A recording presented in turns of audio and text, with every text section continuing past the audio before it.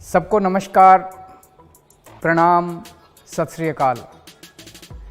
Hello नमस्कार दोस्तों, दिल्ली के प्रादेशिक समाचार के स्टूडियो में आप सभी का बहुत बहुत स्वागत है। दोस्तों यहाँ पर आपको देखने को मिलेगा दिल्ली से जुड़ी सारी बड़ी खबरें, मुख्य समाचार, ब्रेकिंग न्यूज अपडेट के रूप में, इसलिए वीडियो को शुरू से अंत तक जरूर देखिएगा।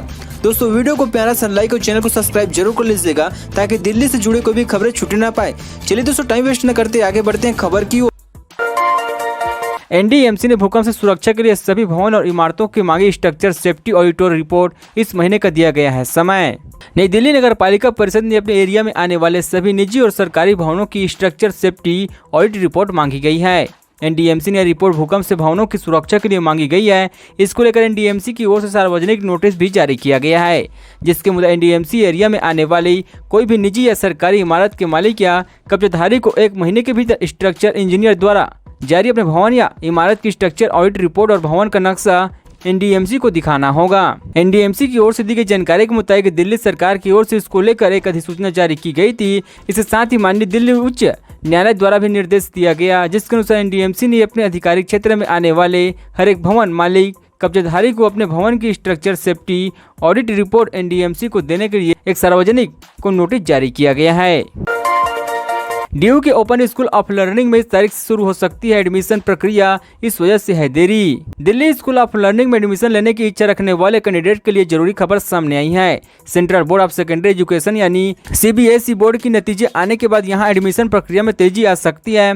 ऐसे में संभावना जताई जा रही है कि डीयू के स्कूल ऑफ ओपनिंग लर्निंग में अंडर ग्रेजुएट कोर्स में एडमिशन अगस्त महीने की 15 तारीख तक शुरू हो सकते हैं। इस बार दिल्ली यूनिवर्सिटी के स्कूल ऑफ ओपन लर्निंग में एडमिशन प्रक्रिया के नियमों में बदलाव हुआ है। इस वजह से इस बार एडमिशन देरी से हो रही है। इसके लिए जल्द ही अकादमिक परिषद की होने वाली बैठक में अंतिम फैसला लिए जाएंगे। दिल्ली में चीनी मांझा बैन, फिर भी धड़ल्ले से बिक रहे हैं आसमानी पंछी और जमीन पर इंसान चुका रहे हैं कीमत। कुछ लोगों का शौक और सिस्टम की लापरवाही की पतंग जब कातिल मांझे के दम पर उड़ान भरती है तो खामियाजा किसी बेगुनाह को भुगतना पड़ता है। ऐसी एक मामला देश की राजधानी दिल्ली से सामने आई है। दिल्ली के रोहिणी निवासी सुमित रंगा की चीनी मांझे से जान चली गई है। मृतक सुमी रानी ने अपने मोटरसाइकिल से घर जा रहा था। हैदरपुर फ्लाईओवर पर पहुंचे तो मांझा उसके गले में फंस गया। इससे उसकी गले की नस कट गई और मौके पर ही हताहत हो गई। उत्तर पश्चिम जिले की डीसीपी उमा रंगरानी ने कहा कि मौर्य इक्वलेशन पुलिस स्टेशन में एक व्यक्ति के बारे में कॉल आई थी जो हैदरपुर फ्लाईओवर पर एक तार से घायल हो गया था। डीसीपी ने कहा कि घायल व्यक्ति को सरोज अस्पताल ले जाया गया, जहां डॉक्टर ने उसे मृत घोषित कर दिया। डीयू के अंबेडकर कॉलेज में थिएटर सोसाइटी का उर्दू नाम बदलने पर विवाद, छात्राओं का प्रिंसिपल पर गंभीर आरोप। दिल्ली विश्वविद्यालय के बी आर अम्बेडकर कॉलेज में थिएटर सोसाइटी का नाम बदलने को लेकर विवाद पैदा हो गया। अम्बेडकर कॉलेज के छात्राओं ने आरोप लगाया कि थिएटर सोसाइटी का उर्दू नाम बदलने के लिए, जबकि कॉलेज के प्रिंसिपल RN दुबे ने छात्रों के आरोपों को खारिज करते हुए कहा कि यह बिल्कुल सच नहीं है। मंगलवार को छात्रों ने अपने आधिकारिक इंस्टाग्राम हैंडल पर थिएटर सोसाइटी का नाम इल्हाम नाम से अपडेट किया गया, जिसका उर्दू में अर्थ है ईश्वर की ओर से दिल में आई बात होता है। वही थिएटर सोसाइटी की स्थापना जनवरी 2020 में कॉलेज की छात्राओं ने की थी, जिन्होंने उसी महीने एक मोनो एक्ट और एक माइन प्रतियोगिता का प्रदर्शन करते हुए इंटर कॉलेज सांस्कृतिक उत्सव आयोजित किया गया था। गृह मंत्री अमित शाह से मिलवाने के नाम पर धोखाधड़ी, मुंबई के कारोबारी से ठगे 2 करोड़ रुपए। दिल्ली में देश से केंद्रीय मंत्री अमित शाह के नाम का इस्तेमाल करके धोखाधड़ी और ठगी का मामला सामने आ चुका है। मुंबई के कारोबारी से रेलवे में ठेका दिलवाने के नाम पर करोड़ रुपए की ठगी की गई। इस मामले स्पेशल सेल ने जुलाई की शुरुआत में मुकदमा दर्ज किया था। मुंबई के कारोबारी प्रबल चौधरी ने स्पेशल सेल में तीनों लोगों के खिलाफ शिकायत दर्ज कराई थी। शिकायत में कहा गया कि गृह मंत्री से मिलवाने और रेलवे में ठेका दिलवाने के नाम पर ठगी की गई। कारोबारी की मदद ये सौदा 100 करोड़ में तय हुआ था। मुंबई के कारोबारी प्रबल चौधरी ने स्पेशल सेल में जो शिकायतें दी थी उसमें राहुल शाह, अनिल बंसल, ब्रिजेश रतन के नाम व्यक्ति पर 2 करोड़ की ठगी का आरोप लगाया गया है। राज्यसभा सस्पेंड होने के बाद आए आम आदमी पार्टी सांसद संजय सिंह का पहला रिएक्शन, पीएम मोदी का नाम लेकर कही यह बड़ी बात। आम आदमी पार्टी नेता संजय सिंह ने राज्यसभा से 1 हफ्ते के लिए सस्पेंड कर दिया गया है। उन्हें ये सजा पेपर डॉकर उससे आसान की ओर उड़ाने के लिए दी गई है। संजय सिंह के अलावा अब तक राज्यसभा के 20 और लोकसभा के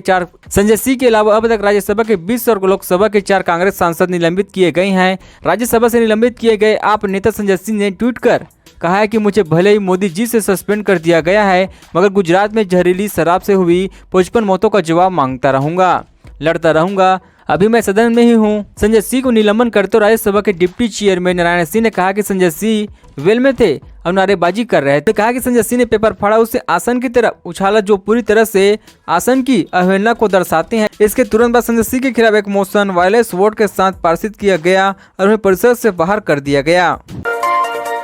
निसंतान महिलाओं के लिए सफदरजंग अस्पताल में शुरू IPF क्लिनिक, इंजेक्शन के अलावा कोई खर्चा नहीं। निसंतान महिलाओं के लिए दिल्ली के सफदरजंग अस्पताल में IPF क्लिनिक शुरू हो गया है। अब बांझपन से पीड़ित महिलाओं को इसकी सुविधा दी जाने लगी है। सफदरजंग का यह सुविधा शुरू करने वाले दिल्ली का तीसरा सरकारी अस्पताल है। खास बात यह कि अस्पताल में यह सुविधा फ्री मिलेगी। जरूरतमंद महिलाओं को सिर्फ इंजेक्शन का खर्चा उठाना होगा। हालांकि IVF क्लिनिक का विधिवत उद्घाटन होना अभी बाकी है।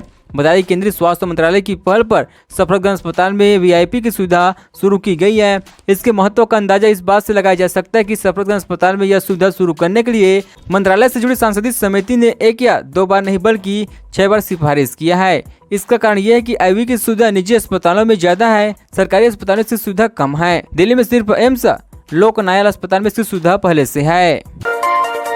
महाराष्ट्र में कब्जा किया, अब झारखंड में कोशिश है, लेकिन बंगाल को सीएम ममता बनर्जी का बीजेपी पर बड़ा हमला। पश्चिम बंगाल के मुख्यमंत्री ममता बनर्जी एक बार फिर से आज बीजेपी पर बरसी है। उन्होंने कहा कि निश्चित है कि बीजेपी 2024 में सत्ता में नहीं आएगी। तृणमूल कांग्रेस की अध्यक्ष ममता ने कहा कि उनके पास कोई काम नहीं है, उनका काम 3 से 4 एजेंसी के जरिए राज्य सरकारों को अपने हाथ में लेना है। सीएम ने कहा कि उन्होंने महाराष्ट्र का कब्जा कर लिया, अब झारखंड में कोशिश चल रही है, लेकिन बंगाल ने उन्हें बंगला हरा देगा। बंगला को तोड़ना आसान नहीं है, क्योंकि यहाँ आपको पहले रॉयल बंगला टाइगर से लड़ना होगा। उन्होंने कहा कि मुझे विश्वास है कि बीजेपी 2024 में नहीं आएगी। भारत में बेरोजगारी 40% तक बढ़ चुकी है, लेकिन बंगाल में 45% से कम हो गई है। आज मीडिया ट्रायल चल रही है, वे लोगों को आरोपी कर रही है, वे सिर्फ बंगाल की छवि खराब करना चाहते हैं। इंद्रप्रस्थ यूनिवर्सिटी की ऑनलाइन काउंसलिंग की लास्ट डेट आगे बढ़ी, अब इस तारीख तक कर सकते हैं अप्लाई। गुरु गोविंद सिंह इंद्रप्रस्थ यूनिवर्सिटी की ऑनलाइन काउंसलिंग के रजिस्ट्रेशन कराने की लास्ट डेट आगे बढ़ा दी गई है। ये अंतिम तारीख कॉमन इंटरेस्ट टेस्ट आधारित 24 प्रोग्राम के लिए आगे बढ़ाई गई। इसका डिटेल्स देखने के लिए आप IP यूनिवर्सिटी की आधिकारिक वेबसाइट पर जा सकते हैं। ऐसा करने के लिए इंद्रप्रस्थ यूनिवर्सिटी की ऑफिशियल वेबसाइट का पता है epu.ac.in है। IP यूनिवर्सिटी के कॉमन इंटरेस्ट टेस्ट पर आधारित इन 28 कोर्सेज के लिए ऑनलाइन काउंसलिंग के लिए रजिस्ट्रेशन कराने की लास्ट डेट अब 28 जुलाई 2022 कर दी गई है। यानी कैंडिडेट कल दिन गुरुवार शाम 5 बजे तक ऑनलाइन काउंसलिंग के लिए आवेदन कर सकते हैं। इससे पहले आवेदन करने की लास्ट डेट 25 जुलाई की थी।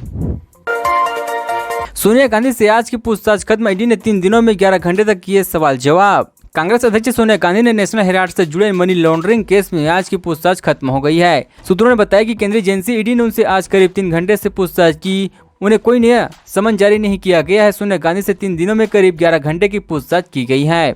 75 वर्षीय सोनिया गांधी से मंगलवार को ईडी ने 6 घंटे तक पूछताछ की थी और आज फिर पेश होने के लिए कहा गया था। इससे पहले उनसे 21 जुलाई को ईडी ने 2 घंटे तक पूछताछ की थी। यह पूछताछ समाचार पत्र नेशनल हेराल्ड के स्वामित्व वाली young Indian private limited company में कथित वित्तीय अनियमितताओं के आरोप से जुड़ी हुई है। अधिकारियों ने बताया कि कोविड अनुकूलन प्रोटोकॉल का पालन करते हुए पूछताछ के सत्र किए जा रहे हैं और इसे ऑडियो वीडियो माध्यम से रिकॉर्ड किए जा रहे हैं। कांग्रेस ने अपने शीर्ष नेतृत्व के खिलाफ एजेंसी की कार्रवाई की निंदा किया है और इसे राजनीतिक प्रतिरोध और उत्पीड़न करार दिए गए हैं। तिहाड़ जेल में भूख हड़ताल कर अलगाववादी नेता यासीन मलिक अस्पताल में भर्ती। दिल्ली के तिहाड़ जेल में भूख हड़ताल कर रहे कश्मीरी अलगाववादी नेता यासीन मलिक को तबियत बिगड़ने के बाद RSS अस्पताल में भर्ती कराया गया है।